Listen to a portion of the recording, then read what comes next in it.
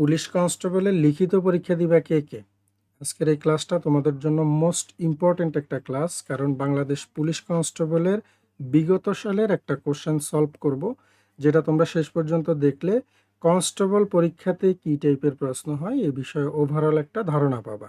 সেপ্টেম্বরের 10 তারিখে এটা পরীক্ষা হয়েছে। কনস্টেবলের এখানে লিখিত পরীক্ষাতে প্রথমে ক বিভাগ থাকে 15 মার্কের বাংলা, একটা রচনা থাকে। তোমরা রচনা লেখার ক্ষেত্রে কি করো, 5 মার্কের একটা রচনা, এটা লিখতে গিয়ে তোমরা অনেকে 20 থেকে 30 মিনিট সময় নষ্ট করে ফেলো শুধুমাত্র 5 মার্কের জন্য। এই কাজটা কখনোই করবে না। রচনা লেখার ক্ষেত্রে অবশ্যই তোমাদেরকে মাথায় রাখতে হবে রচনার যেই মূল বিষয়টা, এটা তোমাদেরকে যদি তোমরা লিখে ফেলতে পারো 4-5 মিনিট বা 6 মিনিটে, তাহলে তোমাদের ফুল মার্ক 5 মার্ক পাওয়া পসিবল। তো রচনা তোমরা কিভাবে লিখবা এটা আমি তোমাদেরকে দেখাচ্ছি, দাঁড়াও।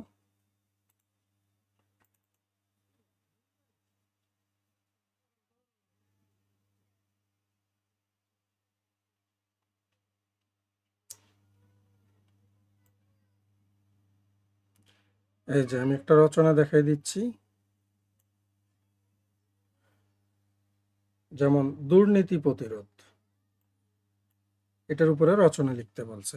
প্রস্তাবনা বা ভূমিকা, এই দুর্নীতি প্রতিরোধের প্রস্তাবনা বা ভূমিকা কি হবে সেটুক লিখে ফেলবে। এরপরে মূল অংশ, দুর্নীতি প্রতিরোধের মূল বিষয়টা কি, এটা যদি তুমি লিখে ফেলতে পারো, গুছায় লিখতে পারো, তাহলে তুমি নাম্বার পেয়ে যাবে। আর সাথে উপসংহার লিখবে। এই 3টা অংশ লিখলে তুমি 5 মার্ক পেয়ে যাবা, সর্বনিম্ন 3 থেকে 4 মার্ক পাবা।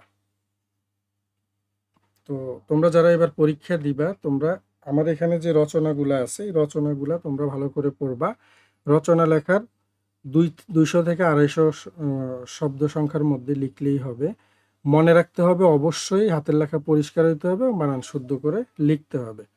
আর এখানে মোট প্রায় 32-33টার মতো আমি রচনা দিয়েছি এই সাজেশনের মধ্যে, এগুলো তোমরা পড়বা। গত বছর আমাদের এই সাজেশন থেকে যারা ফলো করছে, রিটেন পরীক্ষা দিছে, অনেকেই বিভিন্ন জেলাতে অনেকের লিখিত পরীক্ষা পাশ করছে এবং অনেকেই আলহামদুলিল্লাহ এখন চাকরি করতেছে। আমাদের এই সাজেশনটা এটা হলো 4র্থ সংস্করণ 2026 সালের। 25 সালের যে সংস্করণ ছিল ওই সংস্করণে আলহামদুলিল্লাহ একটা জেলাতে একটা ছেলে ফার্স্ট হয়েছে ওই জেলার পরীক্ষাতে। হ্যাঁ, এটার মধ্যে কি কি থাকতেছে, বিগত বছরের কোশ্চেন সলভ দেওয়া আছে।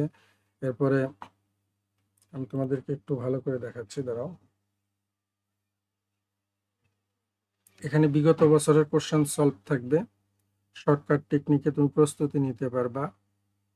বিগত বছরের প্রশ্ন অ্যানালাইসিস করে আমরা এই সাজেশনটা তৈরি করছি এবং বিগত বছরের যে প্রশ্নগুলো আছে এগুলোর সমাধান দেওয়া থাকবে। মূলত এটার পরীক্ষা হয় 45 মার্কের, বাংলা, ইংরেজি, গণিত, সাধারণ বিজ্ঞান। এই টার্গেট সাজেশনটা যদি তুমি পড়তে পারো, তাহলে তুমি এখান থেকে 80 থেকে 90% প্রশ্ন ইনশাল্লাহ কমন পাবা। আর একবারে পাশ করার জন্য এটা হলো সেরা সাজেশন। আর এই সাজেশনটা তোমরা কিভাবে কালেক্ট করবা, আমি তোমাদেরকে আমার হোয়াটসঅ্যাপ নাম্বার দিয়ে দিচ্ছি। এটা আমার অফিসিয়াল হোয়াটসঅ্যাপ নাম্বার।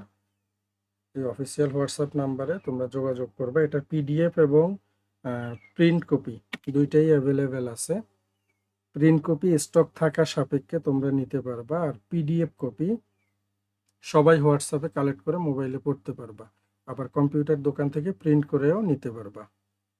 চলো আমরা সরাসরি আবার সলিউশন ক্লাসে চলে যাচ্ছি।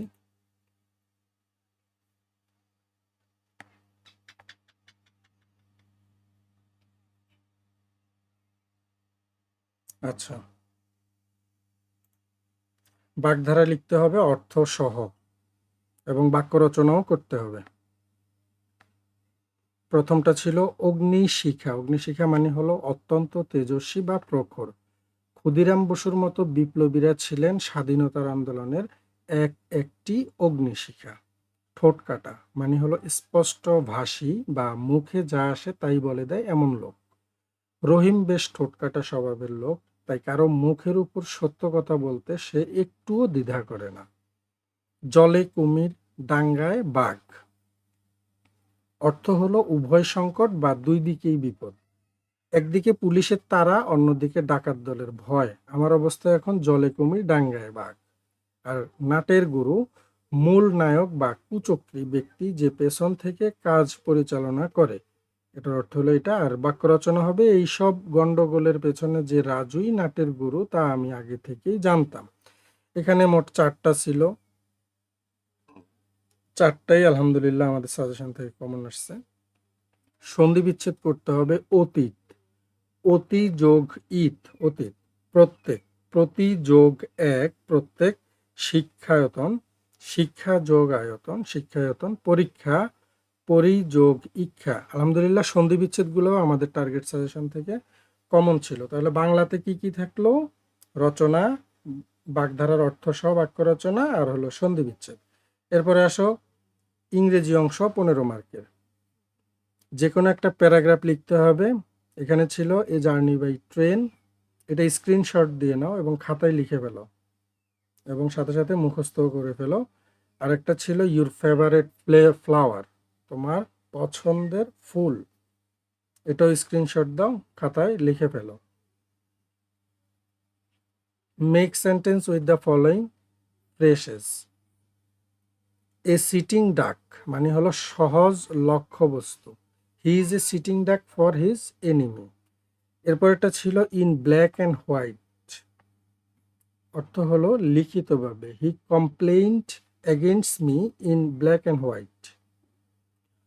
ওপেন সিক্রেট মানে হলো যে গোপন সর্বজন বিদিত, their affair is an open secret মানে তাদের সম্পর্কটা সবাই জানে কিন্তু গোপন সবাই জানে।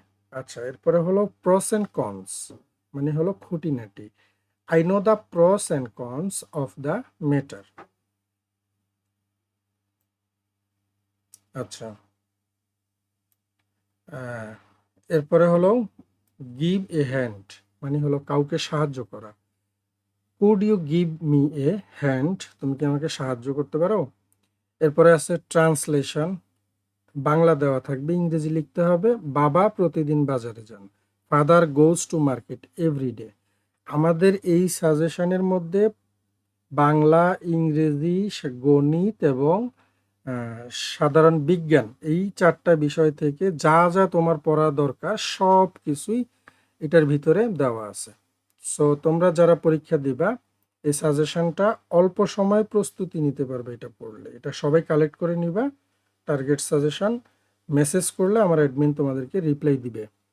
আমি জ্বরে ভুগছি, আই এম সাফারিং, সাফারিং মানে হলো ভোগা, ফর ফেভার, ফেভার মানে হলো জ্বর। তুমি কোথায় গিয়েছিলে, হোয়ার ডিড ইউ গো, আমি ভাবছি, আই এম থিঙ্কিং। ট্রান্সলেশনগুলো সহজ ছিল। এরপরে গণিত এবং বিজ্ঞান থেকে 15 মার্কের পরীক্ষা। প্রথম প্রশ্ন ছিল যে কালাম দোকানদারের কাছ থেকে কিছু কলম কিনছে, তার বোনকে দিছে 3/1 অংশ আর ভাইকে দিছে 2/1 অংশ। কালামের কাছে দেওয়ার পরেও 5টা কলম অবশিষ্ট আছে। এখন কালাম মোট কয়টা কলম কিনছে এটা আমাদেরকে বের করতে হবে। ধরি কালাম মোট কলম কিনছিল 3/1 আর হলো ভাইকে যেটা দিছে সেটা আর বোনকে যেটা দিছে সেটা যোগ করো। 3 আর 2 লসাগু 6, 3 দুগুণে 6, 2 একে 2, আর হলো 3 দুগুণে 6 আর 3 একে 3, 3 আর 2 যোগ করলে হয় 5। তাহলে কালাম মোট কলম কিনছে কত, 6/5 অংশ।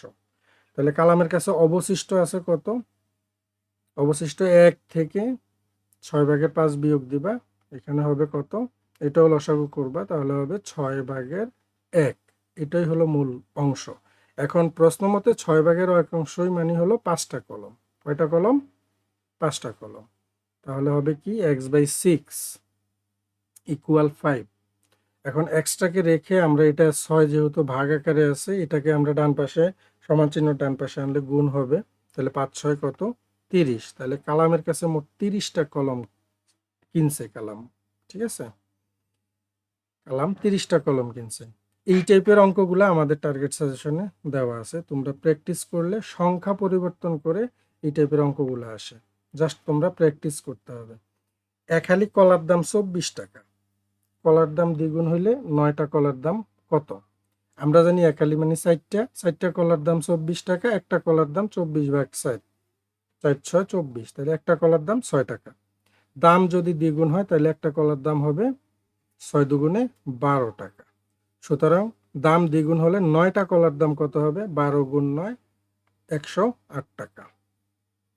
সাধারণ বিজ্ঞানের প্রশ্ন ছিল ইমেল কি?